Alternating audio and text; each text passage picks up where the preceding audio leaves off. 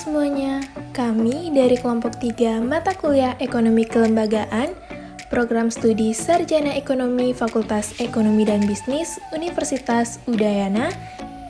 Pada video kali ini kami akan memaparkan materi mengenai ekonomi kelembagaan dan pertumbuhan ekonomi.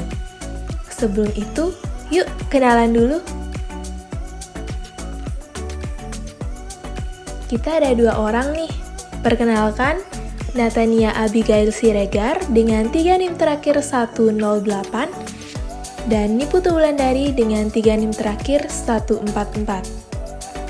Adapun sub pembahasan yang kita bahas, yang pertama mengenai pendekatan statis yang mencakup spesialisasi, yang kedua mengenai pendekatan dinamis yang mencakup perubahan teknologi, hierarki, dan struktur kepemilikan korporasi. Yang ketiga, kita membahas tata kelola perusahaan, dan yang keempat, restrukturisasi korporasi. Selamat menyimak. Oke, yang pertama kita akan mulai dengan pendekatan statis yang mencakup spesialisasi. Sebelum beranjak ke spesialisasi, perlu kita ketahui salah satu model pertumbuhan ekonomi yang paling populer seperti yang kita ketahui, yaitu model pertumbuhan ekonomi Harold Domar dan Solow yang menyatakan bahwa pertumbuhan ekonomi utamanya difokuskan kepada faktor-faktor produksi, yakni stok modal dan tenaga kerja. Sumber daya alam termasuk tanah terkadang dimasukkan sebagai faktor produksi ketiga atau dimasukkan sebagai bagian dari stok modal. Nah, pertumbuhan ekonomi berbasis faktor produksi biasanya sukses di negara-negara kapitalis karena sejak awal negara-negara kapitalis mengakumulasi stok modalnya dalam bentuk tabungan sehingga memudahkan proses penciptaan proses produksi melalui investasi. Lalu malah sebaliknya di negara berkembang, akibat kelangkaan tabungan, proses investasi berjalan sangat lambat. Pada akhirnya, antara tingkat tabungan dan keinginan investasi, terdapat jurang yang sangat lebar yang kita sebut sebagai saving investment gap. Nah, ada 2 cara yang dapat kita lakukan untuk mengatasi persoalan tersebut bagi di negara-negara berkembang. Yang pertama yaitu dengan cara mengundang investor asing melalui penanaman modal asing dan meminta bantuan melalui utang luar negeri. Nah, namun pada sisi kelembagaan kita lihat sumber pertumbuhan ekonomi itu tidak harus bertumpu pada investasi saja. Bahkan walaupun faktor teknologi dianggap tidak berubah atau given, pertumbuhan ekonomi pun tetap bisa dilakukan. Pertumbuhan ekonomi tanpa adanya peningkatan teknologi kita sebut sebagai pertumbuhan statis. Penjelasannya dapat kita lihat pada kurva kemungkinan produksi yang ada di video atau kita sebut dengan the production possibilities frontier. Pada kurva tersebut dapat kita lihat dan dapat kita misalkan pada suatu negara hanya memproduksi 2 barang, X dan Y, yang ditunjukkan pada sumbu vertikal dan horizontal. Nah, garis kurva yang melengkung itu merupakan batas ekonomi yang menggambarkan batas maksimal produksi yang bisa dilakukan dengan menggunakan seluruh sumber daya yang tersedia. Titik B menggambarkan titik yang paling efisien karena ekonomi sudah memanfaatkan sumber daya secara penuh.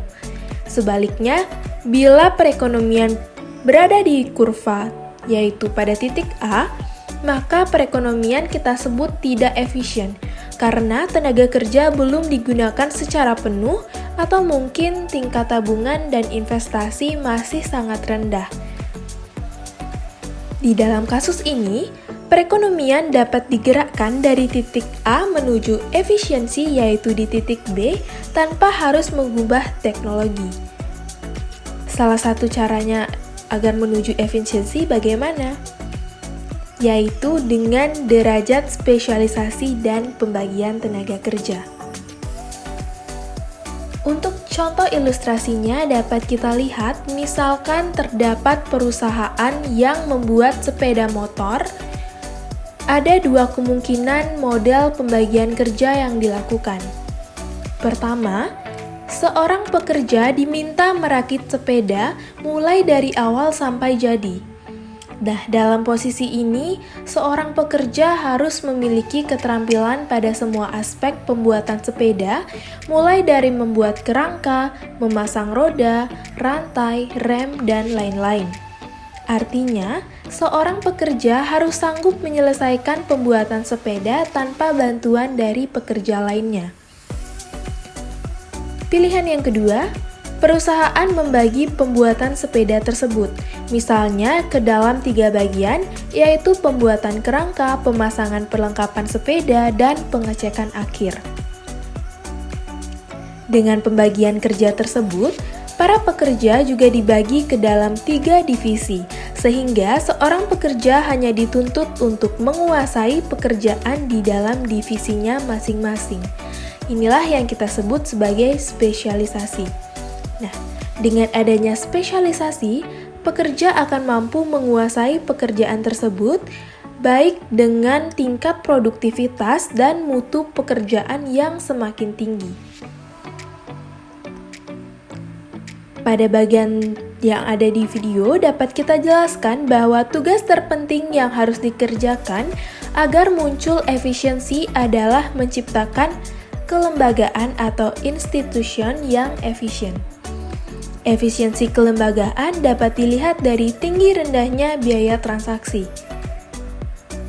Seperti yang kita ketahui, biaya transaksi itu memberikan dampak yang negatif. Sehingga ada 2 jalur yang dapat dilakukan untuk menekan biaya transaksi, yaitu dengan membuat regulasi dan memperkuat sistem penegakan. Hanya dengan jalur inilah biaya transaksi dapat ditekan, sehingga memunculkan pasar yang sebenarnya. Pasar inilah yang mempertemukan permintaan dan penawaran atas barang dan jasa.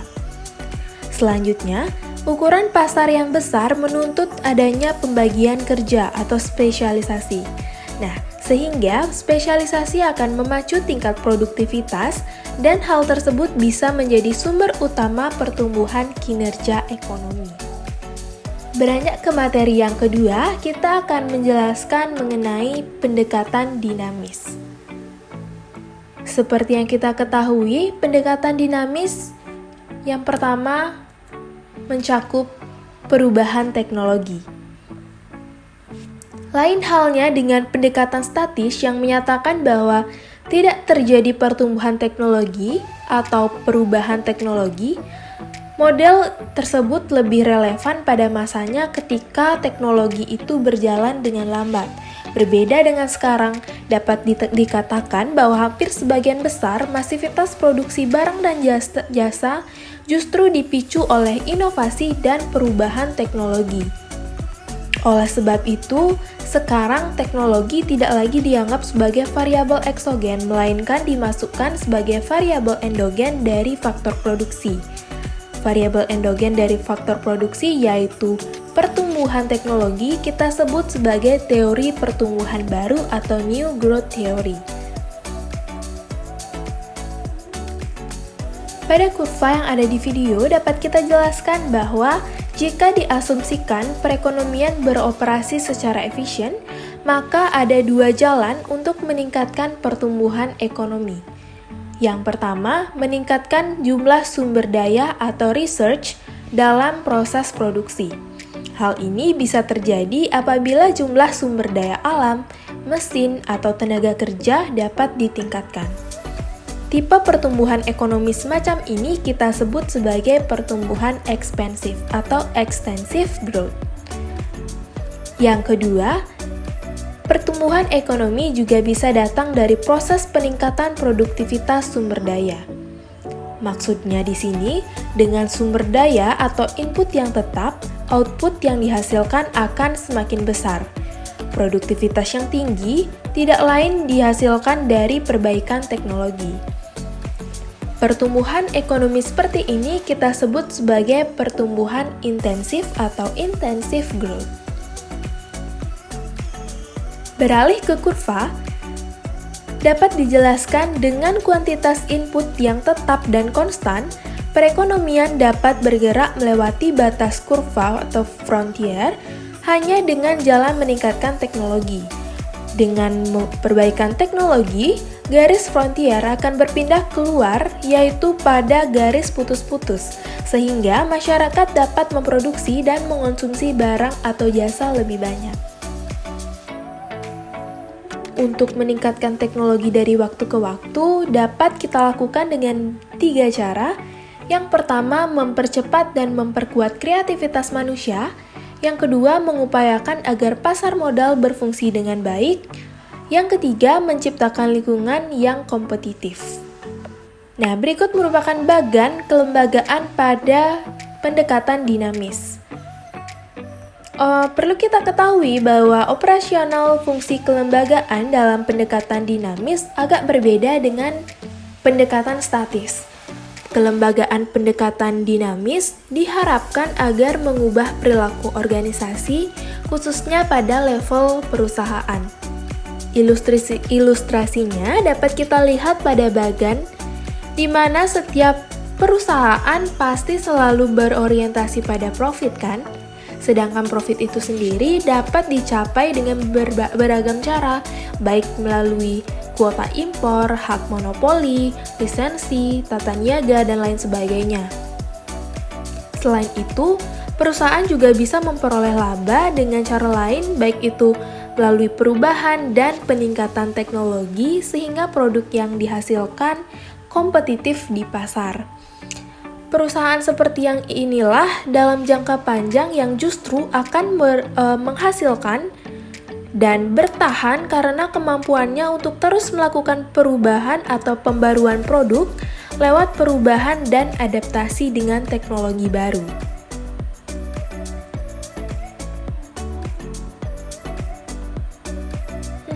Sayangnya,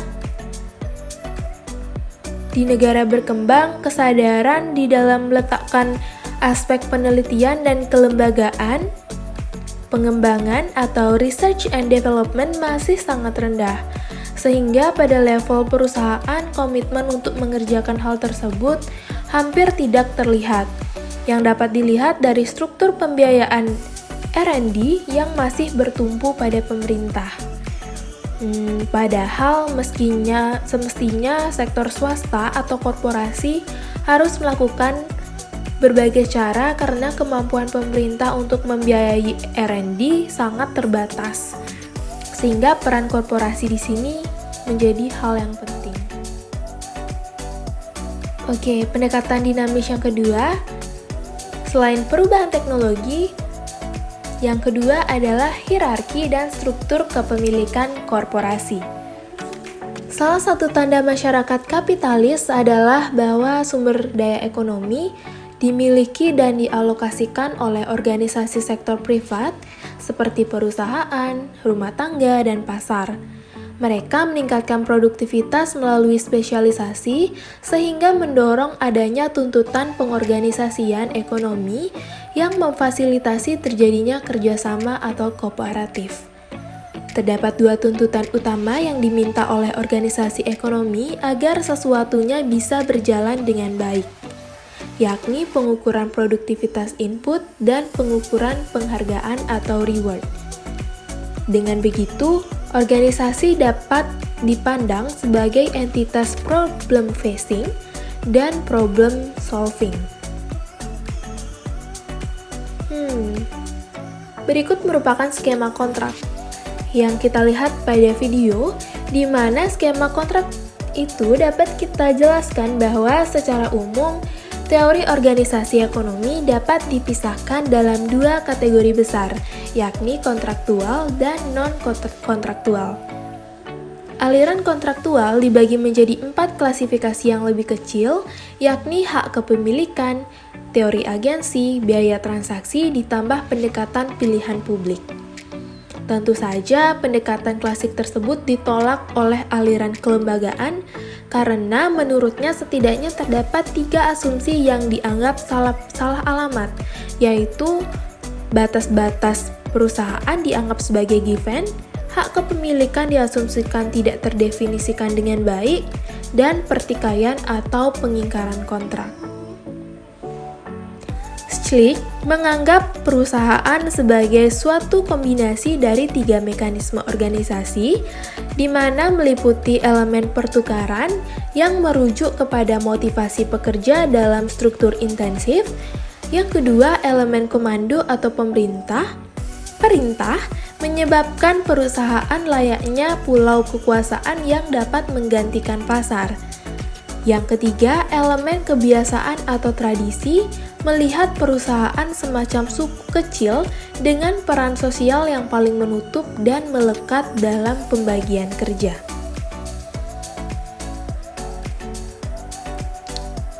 Perlu kita ketahui terdapat 2 isu penting yang barangkali tidak relevan di dalam perusahaan tertutup. Yang pertama, pemilik dalam hal ini shareholder, meskipun secara tipikal memiliki hak pengawasan mutlak dalam bentuk suara atau votes, namun tetap jumlah suaranya terlalu kecil dan banyak untuk bisa menjalankan pengawasan setiap waktu. Dalam posisi ini, biasanya mereka akan mendelegasikan pengawasan sehari-hari kepada komisaris yang kemudian menurunkan delegasinya kepada pihak manajemen. Isu yang kedua, isu yang berhubungan dengan pemilik atau shareholder yang terpecah-pecah dalam satuan kecil menyebabkan tidak intensifnya untuk mengawasi pihak manajemen. Alasannya, pengawasan dianggap sebagai barang publik. Jika seorang pemegang saham mengawasi, maka perusahaan akan memiliki kinerja yang baik dan seluruh pemilik saham dengan sendirinya akan menikmati keuntungan. Dengan asumsi pengawasan memerlukan biaya, setiap pemilik saham akan memilih menjadi free rider dengan harapan pemilik saham yang lain akan melakukan pengawasan. Ini merupakan isu yang sangat penting yang harus kita teliti. Baik, untuk materi selanjutnya kita akan membahas mengenai tata kelola perusahaan dan juga restrukturisasi korporasi. Governance merupakan suatu sistem yang dirancang untuk mengarahkan pada pengelolaan perusahaan secara profesional berdasarkan prinsip-prinsip yaitu transparansi, akuntabilitas dan tanggung jawab, kemandirian dan kewajaran. Menurut World Bank, tata kelola adalah suatu perpaduan antara hukum, peraturan perundang-undangan, dan praktik yang dilakukan oleh sektor privat atas dasar sukarela yang memungkinkan perusahaan untuk menarik modal keuangan dan tenaga kerja, bekinerja secara efisien, dan dengan semua itu dapat secara berkesinambungan menghasilkan nilai-nilai ekonomi jangka panjang bagi para pemegang sahamnya.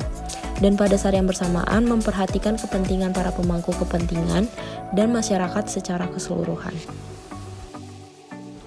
Adapun tata kelola perusahaan di Indonesia diawali setelah krisis moneter yang menghantam perekonomian di negara-negara Asia menjelang akhir tahun 1990-an. Muncul inisiatif untuk menguatkan kerangka tata kelola perusahaan baik di tingkat nasional maupun regional.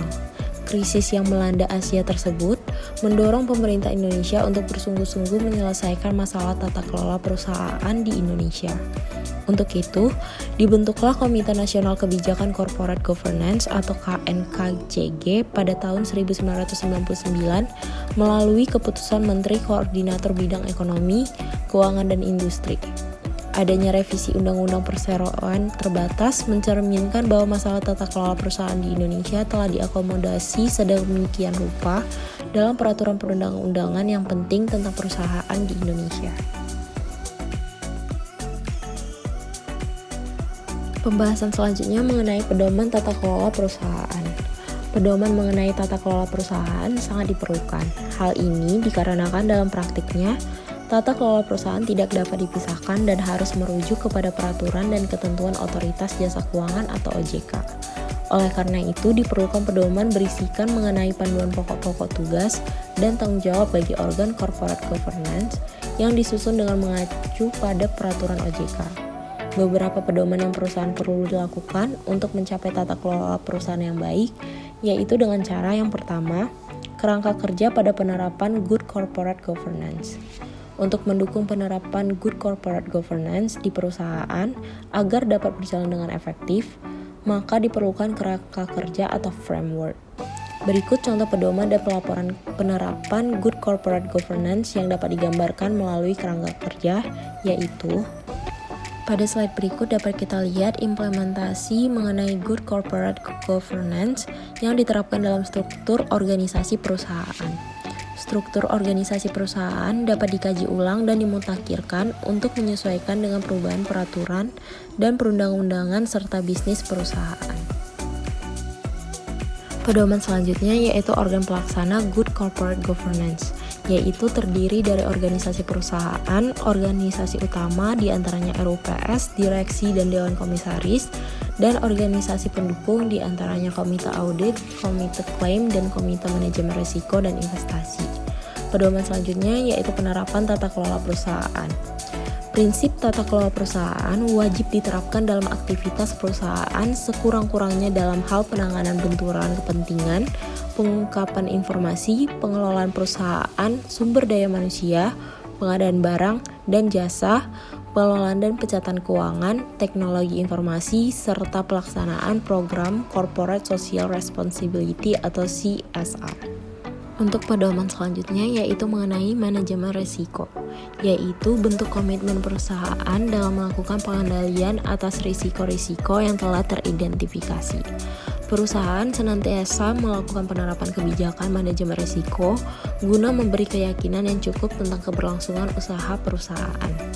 Pedoman selanjutnya yaitu mengenai pengendalian internal, di mana bertujuan sebagai memberi keyakinan terkait dengan pencapaian tujuan dari aktivitas operasional yang sesuai dengan kepatuhan terhadap hukum dan perundang-undangan, dan kendala mengenangani pelaporan keuangan maupun non-keuangan.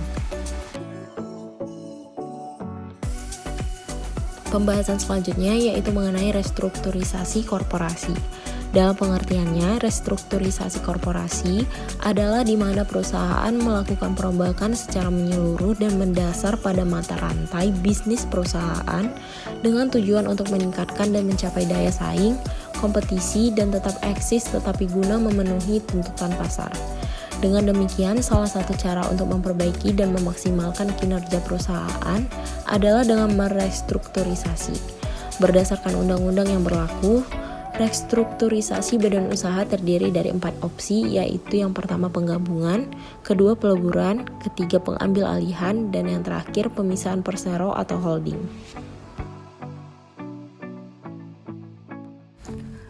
Ada beberapa mekanisme untuk mengontrol manajemen yang terdapat dalam tata kelola korporasi, yaitu yang pertama model komisaris atau the board of directors model, di mana pemegang saham memilih komisaris bertindak mewakili kepentingan mereka, dan badan ini sebaliknya memonitor manajemen puncak dan meratifikasi keputusan penting.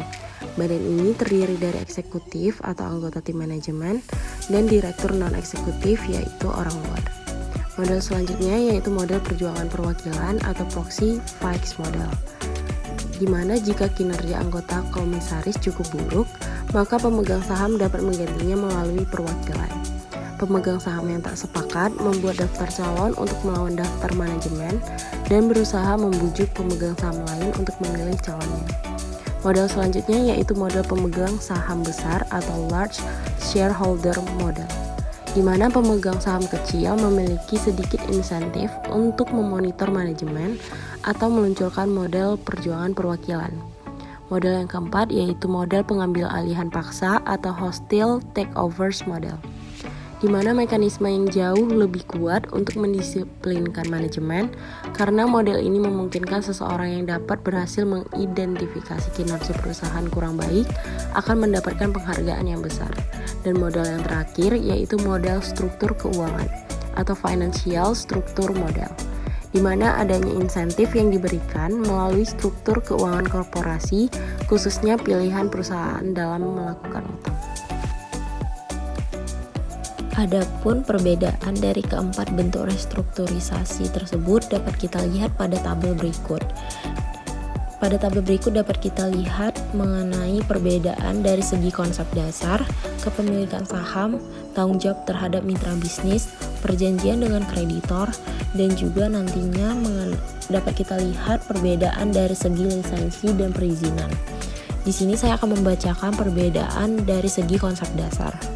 Dari segi konsep dasar, holding sendiri merupakan pembentukan badan hukum baru sebagai relasi kendali asimetris yang membawahi kedua BUMN dengan mempertahankan eksistensi kedua BUMN atau lebih. Dari konsep dasar penggabungan sendiri adalah perbuatan hukum yang dilakukan oleh satu BUMN atau lebih dalam menggabungkan diri dengan BUMN lain yang telah ada dan selanjutnya BUMN yang menggabungkan diri menjadi bubar. Konsep dasar daripada peleburan adalah perbuatan hukum yang dilakukan oleh dua BUMN atau lebih untuk meleburkan diri dengan cara membentuk satu BUMN baru dan masing-masing BUMN yang meleburkan diri menjadi bubar.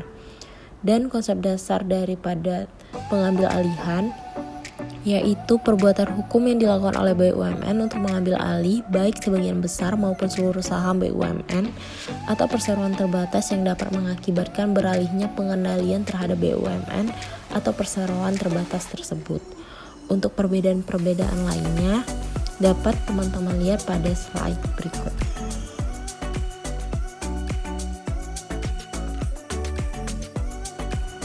Bentuk dari restrukturisasi perusahaan sendiri terbagi menjadi 3, yaitu yang pertama restrukturisasi portofolio atau aset, di mana kegiatan penyusunan portofolio perusahaan agar kinerja perusahaan menjadi semakin baik. Yang termasuk ke dalam portofolio perusahaan meliputi setiap aset, lini bisnis, divisi, unit usaha, strategic business unit atau SBU maupun anak perusahaan. Bentuk yang kedua yaitu restrukturisasi modal atau keuangan, yaitu penyusunan ulang komposisi modal perusahaan. Hal ini dilakukan agar kinerja keuangan perusahaan menjadi lebih sehat. Kinerja keuangan dapat dievaluasi berdasarkan laporan keuangan yang terdiri dari neraca, rugi atau laba, laporan arus kas, serta posisi modal perusahaan. Bentuk yang terakhir yaitu restrukturisasi manajemen atau organisasi, yaitu penyusunan ulang komposisi manajemen, struktur organisasi, pembagian kerja, sistem operasional atau hal lainnya yang berkaitan dengan masalah manajerial dan organisasi. Dalam hal restrukturisasi manajemen atau organisasi, perbaikan kinerja dapat diperoleh dengan berbagai cara. Mungkin sekian pemaparan materi dari kelompok kami. Jika ada kesalahan kata, baik yang disengaja maupun tidak disengaja, kami memohon maaf. Terima kasih.